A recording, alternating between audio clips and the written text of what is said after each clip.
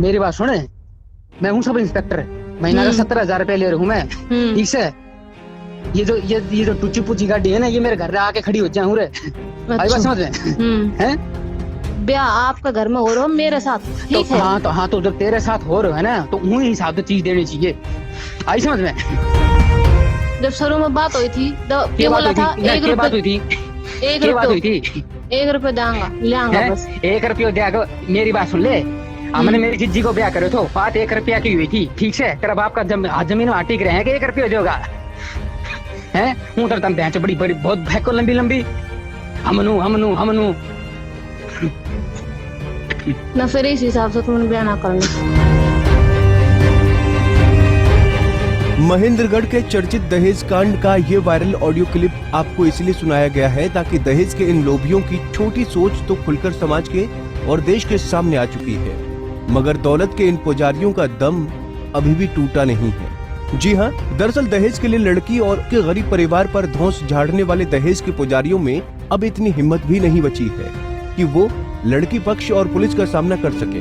Police ने आज दोनों पक्षों को अपना अपना बयान देने के लिए एसपी ऑफिस में बुलाया था, मगर वर पक्ष नहीं आया, लिहाजा लड़की के परिजन और पुलिस वर पक्ष का इंतजार करते रहे।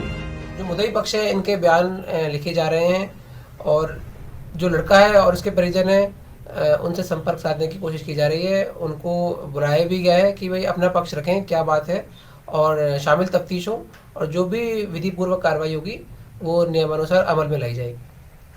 आज कौन से पक्ष हाजिर हुए?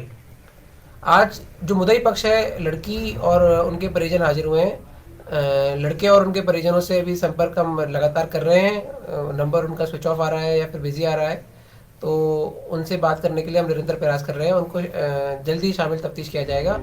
दहेज के लालची सब इंस्पेक्टर और उनका परिवार अब चाहे कितना भी जोर लगा ले, लेकिन अपनी ओछी करतूतों का जवाब तो उन्हें देना ही पड़ेगा।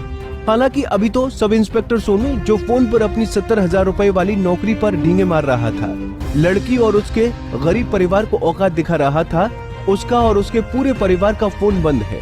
लेकिन लड़की के परिजनों ने भी ठान ली है कि ऐसे दहेज के पुजारियों को सबक सिखाए बिना नहीं छोड़ा जा सकता, इसलिए उन्होंने किसी भी सूरत में समझौता करने से साफ इनकार कर दिया है। आए थे जी, लड़की का भी बयान दर्ज हो गया, मेरा भी हो गया, बेटे का भी हो गया, और एसपी साहब ने बढ़िया रिस्पॉन्स किया। उनको जल्द से जल्द उनको गिरफ्तार किया जाए। क्या मांग करते हैं? प्रशासन से क्या मांग करते हैं? सख्त से सख्त कार्रवाई की मांग करते हैं। गिरफ्तार करवाएंगे, सजा दिलाएंगे, हमने कुछ नहीं चाहिए।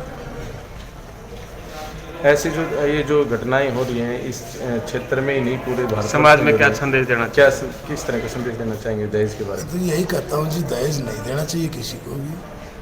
बेटी दे दिया दहेज, और क्या चाहिए जी? नहीं देना चाहिए दहेज। दहेज के इस चर्चित कांड की पूरी कहानी कुछ इस तरह है। महेंद्रगढ़ के गांव अकोदा के रहने वाले सुरेंद्र ने अपनी बेटी रिंकू की शादी गांव धनोदा निवासी बीएसपी के सब इंस्पेक्टर सोनू के साथ तय की थी। 22 नवंबर को बारात आनी थी, मगर उससे 2 दिन पहले 20 नवंबर को ही लड़के वालों ने दहेज का सारा सामान लड़के वालों के घर पहुंचा दिया। लड़की पक्ष द्वारा अपनी हैसियत के हिसाब से दहेज में कोई कमी नहीं छोड़ी गई, मगर बावजूद इसके लड़के वाले दहेज से संतुष्ट नहीं हुए, लिहाजा इसी 2 दिनों के भीतर दहेज को लेकर लड़के वालों ने ऐसा बवाल खड़ा कर दिया कि बात रिश्ता टूटने तक आ पहुंची। कभी लड़के वालों की तरफ से क्रेटा गाड़ी सहित 2 कारों की डिमांड की गई, तो कभी दहेज के सभी सामान को घटिया करार देते हुए अपनी हैसियत को ऊंची और लड़की पक्ष की गरीबी पर लानत मलानत की गई। कुल मिलाकर काफी मान मनोबल का दौर चला, लेकिन बात नहीं बनी और अंत ये हुआ कि 22 नवंबर को लड़की वाले सारे इंतजाम करके बारात का इंतजार